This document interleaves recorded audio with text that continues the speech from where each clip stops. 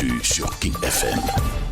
Les brèves que nous démarrons au Sénégal, plus précisément à Thiès, où le fils d'un imam abattu par balle par un policier du nom d'Albert John. Le drame a eu lieu dimanche dernier vers 14h dans une boutique d'alimentation de vente de boissons alcoolisées. Face aux enquêteurs, le mis en cause déclare que c'est au moment où il était en train de réparer son arme à feu qu'un coup est parti. Près de 5 milliards de francs CFA par an rapportés par la mendicité des talibés à Dakar, selon un rapport de Human Rights Watch dont la publication est prévue au cours de ce mois. Le rapport évalue aussi le nombre de talibés errants dans les rues entre 50 000 et 100 000. Il serait 30 000 dans les rues de la capitale sénégalaise. Saint-Louis en compterait 14 000 et autant pour Thiès, Diourbel et Kaolack.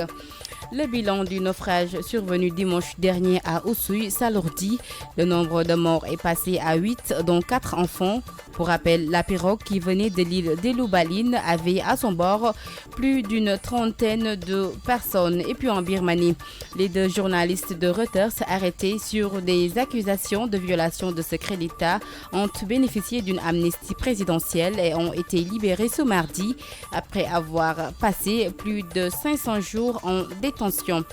Plus connu pour ses chansons d'amour, le jeune chanteur Ken Diallo a cette fois-ci décidé de changer les choses en sortant une chanson dédiée au prophète, paix et salut sur lui, intitulée Madinatoun Habi. Cet opus retrace le parcours du prophète dans la ville sainte de Médine, une chanson que nous vous proposons.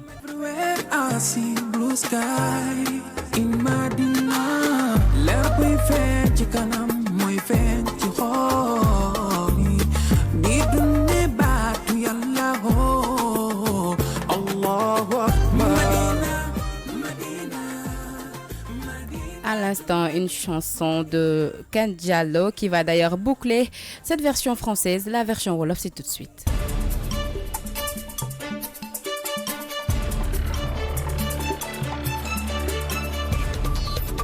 Yéen a ngi déglu King FM ci 99.4. jërë ngeen jëf ci teewlu bi ngeen ànd ak King FM Dakar 99.4 xibaar yi ci tënk ci kàllaamay Kocc dañ koy dooree ci biim réew dem fale ca Thiès wax ci ab doomu benn imam bu ñu faat ab balu fetal loolu ki ko amal moo di ab takk der bu wuyu ci Albert John. Drame boobu le nag ma nga am ci dimanche bi wees ba ay boor yi ñaari waxtu ci bëccëg ci ab boutique alimentation buy jaay ay boissons alcoolisées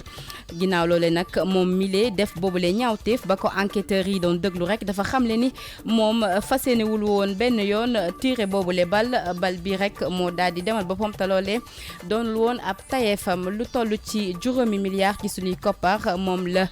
yalwaanu taalibe yi di dugal ci mim réew rawatina fii ci Dakar loolee ki ko xamal moo di ab rapport bu Human Rights Watch def bu les publication sax dina am ci weer bi ñu nekk bi lépp rapport nag yamu ci fësal na itamit lim bu takku bu nga xamante ni moom lañ nemmeeku ci taalibe yi ci Dakaru toll ci 50 000 jàpp 100 000 Dakar nag am lu ëpp fanweer ci ay talibé yu nekk ci mbedd bi ca Ndar Géej itamit am lu toll ci 14 000 ak ci yeneeni région yu ko mel ni Thiès Diourbel wala sax Kaolack.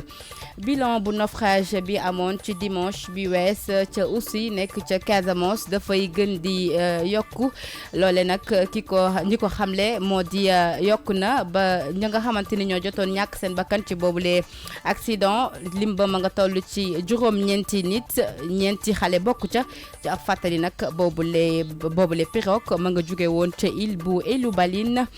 te loolee jotoon na am lu toll ci ay junni nit ci boobule bateau fale ca Birmanie nag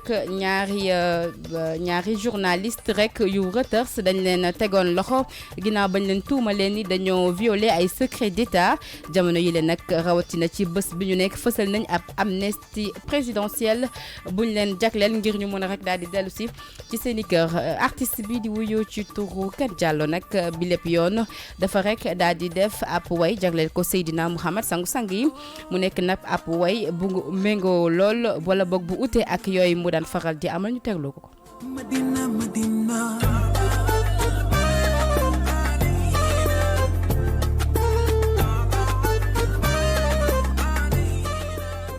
jërëjëf Daouda ci wayub kenn jàll boobu nga ma jagleel fii li sax la ñuy ndax képpee xibaar yi ci tënk ci kàllaamay Kocc Barma di leen bàyyi ngeen wéyal suñu programme ak Soxna Mati Diagne